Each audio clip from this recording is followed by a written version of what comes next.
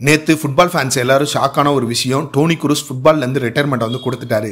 Real மேட்ரிட்காக அவரோட last game champions league final and கண்ட்ரிக்காக பார்த்தீங்கன்னா ஈரோ 2024 டோனி குரூஸோட லெட்டரில் அவர் என்ன சொல்லியிருந்தாருன்னா, இன்னும் நான் கொஞ்சம் இயர்ஸ் கூட ப்ளே பண்ணலாம், ஆனால் என்னால் பெஞ்சில் வந்து உட்கார முடியாது, நான் இந்த மூமெண்ட்டை வந்து என்ஜாய் பண்ணணும். இந்த 10 இயர்ஸ் எனக்கு ரொம்ப ரொம்ப ஸ்பெஷல். முக்கியமாக சொல்லணும்னா ஃபேன்ஸ் ரொம்ப ஸ்பெஷல். ரியல் மேட்ரிட் தான் என்னோட லைஃப்பை வந்து சேஞ்ச் பண்ணுச்சு. எனக்கு ரியல் மேட்ரிட்க்கு அப்புறம் எந்த கிளப்பும் வந்து வேணாம்.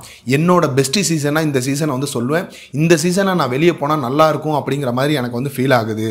டோனி குரூஸை பொறுத்த வரைக்கும் பார்த்தீங்கன்னா ரியல் மேட்ரிடோட ரிதம் வந்து அவருக்கு நல்லா வந்து தெரியும். ஏன்னா அவர் தான் கேம் வந்து ஸ்லோ பண்ணுவார், அவர் தான் ஸ்பீடாக ஆக்குவார். ஸோ அவர் இந்த ரியல் மேட்ரிடை விட்டு போகிறது அவங்களுக்கு ஒரு பேக் போனே போன மாதிரி நம்ம வந்து சொல்லலாம். ஒரு பீக்கில் இருக்கக்கூடிய பிளேயர் அவர் ரிட்டையர்மெண்ட்டை கொடுக்கறது இது எனக்கு வந்து ரொம்ப ரொம்ப ஆச்சரியத்தை வந்து கொடுக்குது. பயன் முனிக்கில் அவர் எக்ஸ்ட்ரா சேலரி கேட்டார். அப்போ வந்து பயன் முனிக் மேனேஜ்மெண்ட் வந்து என்ன சொன்னாங்கன்னு பார்த்தீங்கன்னா, நீலாம் ஒரு வேர்ல்டு கிளாஸ் பிளேயரா அப்படின்னு சொல்லி கேட்டாங்க. இப்போ அவர் ஒரு வேர்ல்டு கிளாஸ் மிட்ஃபீல்டராகவே வந்து அவர் ரிட்டைர்மெண்ட்டை வந்து கொடுக்குறாரு. கண்டிப்பாக நான் சொல்கிறேன், டோனி குரூஸை இன்ஸ்பிரேஷனாக எடுக்கக்கூடிய பிளேயர்ஸ் நிறையா பேர் வந்து இருப்பாங்க. அவர் 10 இயர்ஸில் 22 ட்ராஃபிஸ் வந்து ரியல் மேட்ரில் வந்து வின் பண்ணியிருக்காரு.